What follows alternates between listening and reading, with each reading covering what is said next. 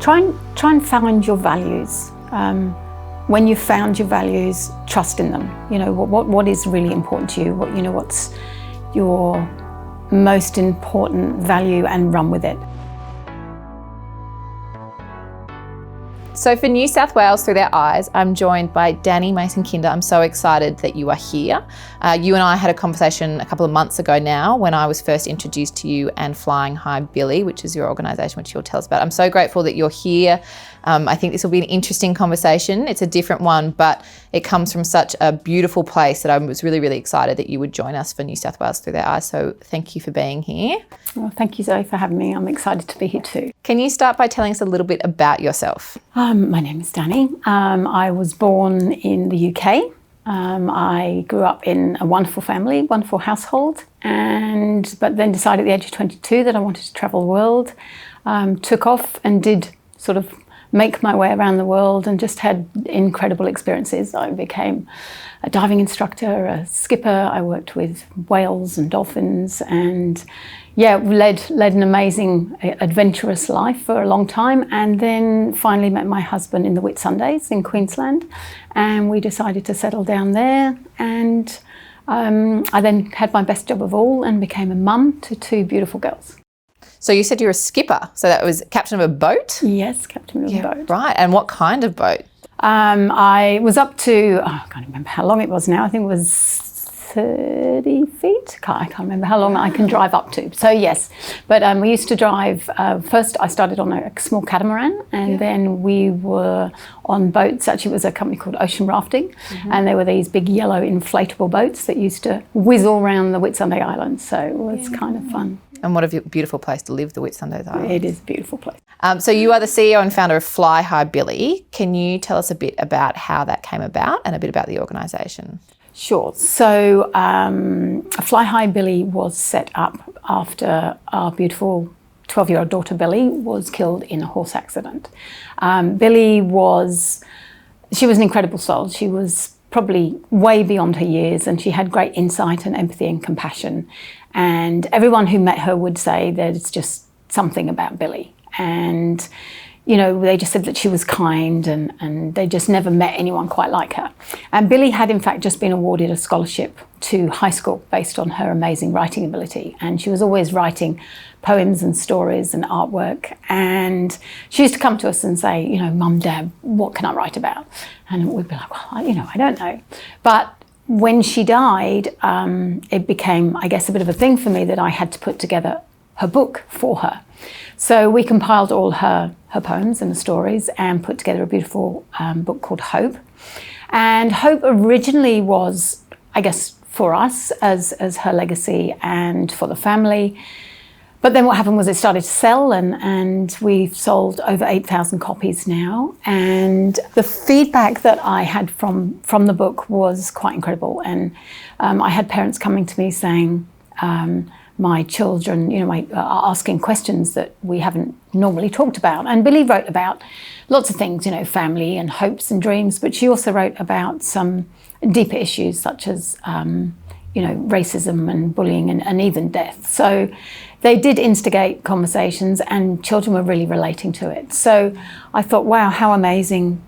You know, if this is something that's touching so many younger lives, what about if we put them into workbooks that we could actually put into primary schools?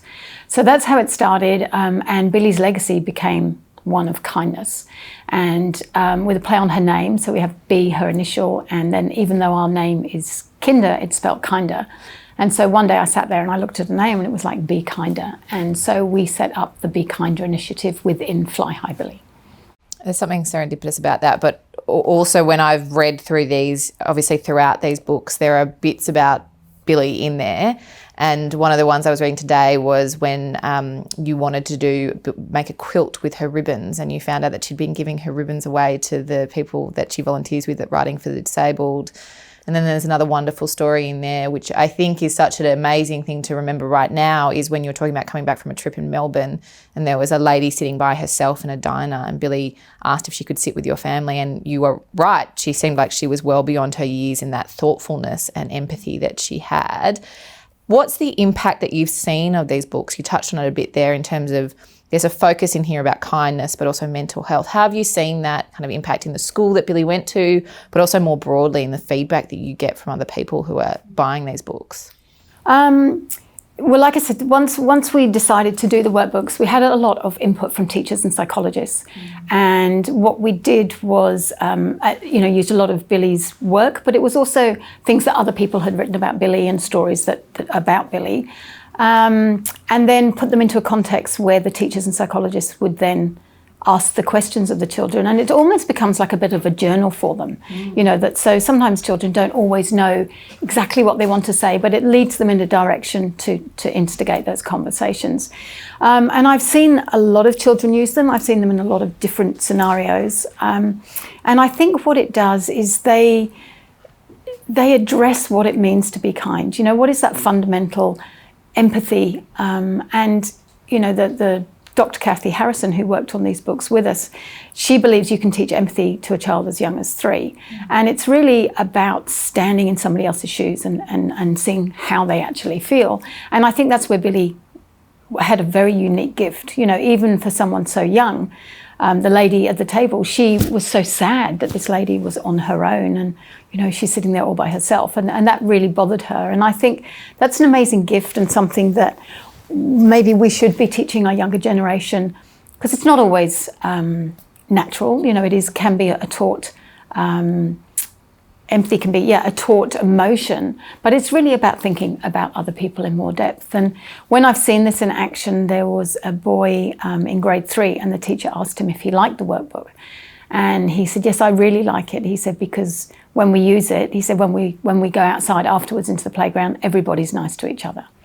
So it's really about, it's simple. It's about changing the language. It's about kindness and compassion and making children realise that it's almost cool to be kind, and, it's easy to be kind. And there's a story in there, and there was a little girl that said that she didn't know Billy personally, but Billy smiled at her every day on the way to school. And I think for me, it's about empowering our children, and making them realise they don't have to be a celebrity. They don't have to be somebody of note or an adult. They have a voice. They have thoughts, and they are strong, and they can make a difference just by smiling at somebody. And I think to empower our children with that is a wonderful thing for them, to grow up with. And I think that we can overthink what it needs to be kind, or what it means to be kind.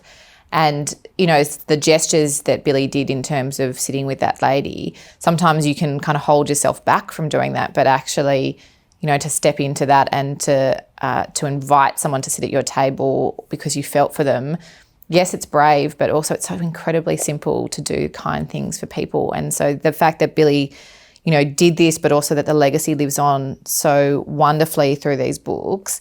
Obviously, you talked about them being in schools, but how can people be involved or engaged with the Be Kinder initiative? And, obviously this is across not just New South Wales, but across Australia, the books have had an impact on. But how can people be involved with the Be Kinder initiative? Well, the initiative itself started with the Be Kinder workbooks. So there's 3 of them. There's one for grade 1 and 2, one for grade 3 and 4, and one for grade 5 and 6. So ultimately these go into primary schools. And the reason behind that was, imagine if we could start at the beginning and we could really change the language for these children so that kindness and empathy became something they talked about every day, not just sometimes, but all the time. And so that by the time they got to high school, we are hoping that we're promoting that empathy and compassion to reduce mental health issues, bullying and suicide.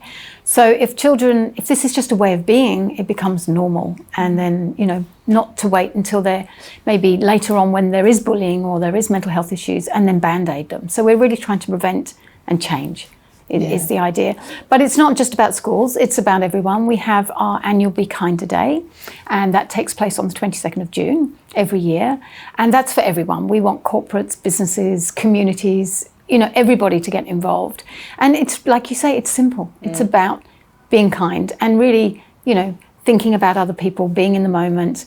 The main activity on Be Kinder Day is we took all Billy's artwork and pictures and drawings and her quotes. We made beautiful greeting cards. So the schools actually purchase these for their students, or they hold a gold coin donation mufti day. And each student writes a card to somebody they care about. And so this year, 30,000 cards went around the world. And that's quite remarkable when you think about 30,000 connections and the ripple effect of that. You know, someone gets a card, they show somebody else. And yeah, it's a wonderful thing. It's lost art, almost, the writing of a card. And I mean, I'm privileged enough to have them. And we're not usually in the business of, when we do this series, it's not about promoting, you know, books or sales or things like that. Yeah. But I think the reality is the connection that you have through these books and through Billie's legacy is so powerful, and it's a message that's so important for children and young people today. But also it is that ripple effect, you know, it's that one gesture of smiling or writing a card to someone that's so incredibly important. And I think that's a really important message to get out. But also for me, I was really moved because, you know, I'm a stepmother, but, you know, as a mother, to do this for the memory of your beautiful daughter, you know, how do you do that every day as well? That's a pretty amazing thing to do as a mum, but also with your other daughter and your, you know, your partner. You know, this kind of is an amazing gift of love that you're giving all of us, but also for yourself. I imagine there's some therapy in that as well. Where do we start with that one? Yes, but it's not. People say that to me, but it isn't a choice, not really. I think I sort of made a promise to myself after Billie died that I would get up every day for Charlie, my other daughter, which I have. And that's a really conscious decision to have to make it, you know, at the time. But for me, I don't have a choice. You know, you're either not here, and if you're here, then you try and make the best impact you have. And I think now I'm in that situation where if I do have to be here, I need to make a difference. And, you know, the stories that I get from children, you know, there's a young girl, and apparently she had some mental health issues, but then after reading Billie's book, was really empowered, and now she's writing affirmations. And, you know, I hear these stories, and it just, if I can save one person, or if I can just help children in general, and that generation coming through to lead a kinder, more compassionate life, then it's worth doing. And in the process, I get to talk about Billie all the time, which is what I want to do. And I get to spread her words, because ultimately it's her words. And I think she would have made a difference. You know, she's even written, I know I'm only 12, but I know I can make a huge difference. No, there's some other things that she did, and the insight and the depth of that, and the chapters that she named, and how you've done that. I mean, I think that you are remarkable, and I think that you are doing an amazing job with this. But also I think Billie obviously was an amazing young person, and the legacy is so strong. So I want to thank you for that. I want to thank you for the moment that you even came into my world and we had that conversation, because I think these books sit on my own desk at home, and I look at them myself. I've given them to kids that I know. I gave them to competition winners. I think they're having such an amazing impact. So well done for that. But I also think you're an amazing individual for doing this work.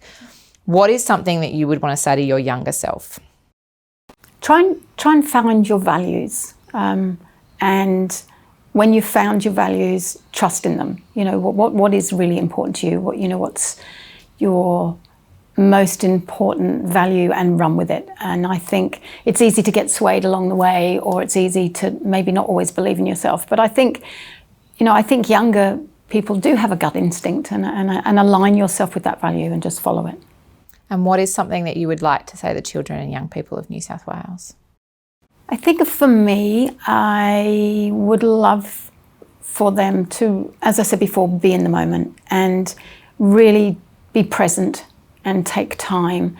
And I think nowadays it's such a different world, and, you know, it is all this, and they're so blinkered sometimes. And I think, you know, it's almost like that saying, you know, sit up and smell the roses, but it's about actually looking at somebody else. And, you know, and maybe instead of asking them how are you, just saying, you know, what is it actually like to be you today? Mm-hmm. And I think that's such a strong concept. You know, what is it like to be someone else today? And you never know somebody else's story. You never know how somebody else is really feeling.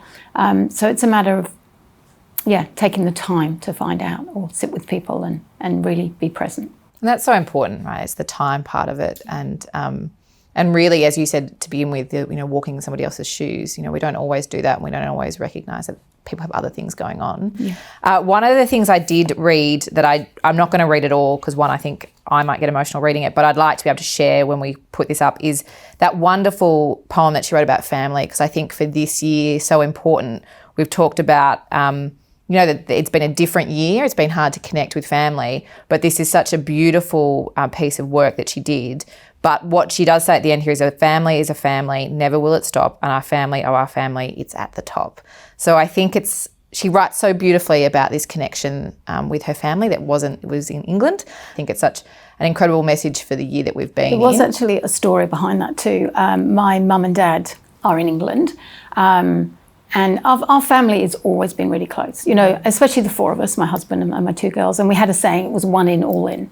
And we did everything together. We just did. And being with horses and at competitions every weekend, we were always together.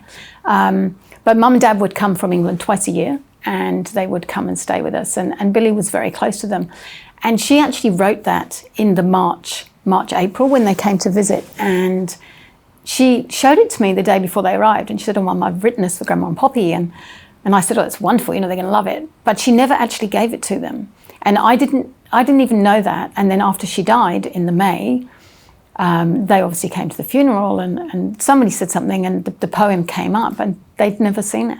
Oh, wow. So we had that written in beautiful hand karma, and that's now like sort of really this big on their bedroom at home. Well, it is truly a beautiful poem, and it resonated so much for this year, I guess, and what we've all been through. But I think it also highlights her incredible empathy and ability to put things into words that we often really struggle with. So I really want to thank you for coming. I know this can't always be that easy for you. It's certainly something that since I've spoken to you and encountered these books and encountered the great work that you're doing has stayed in my heart. So I really want to thank you for participating in New South Wales Through Their Eyes, but I really want to thank you for these amazing books and for the wonderful daughter that is Billie, and no doubt your other daughter that is Charlie as well, who I'm sure is equally kind. And thank you for teaching us all about kindness. Yeah. Thank you so much for having me, Zoe. I appreciate it.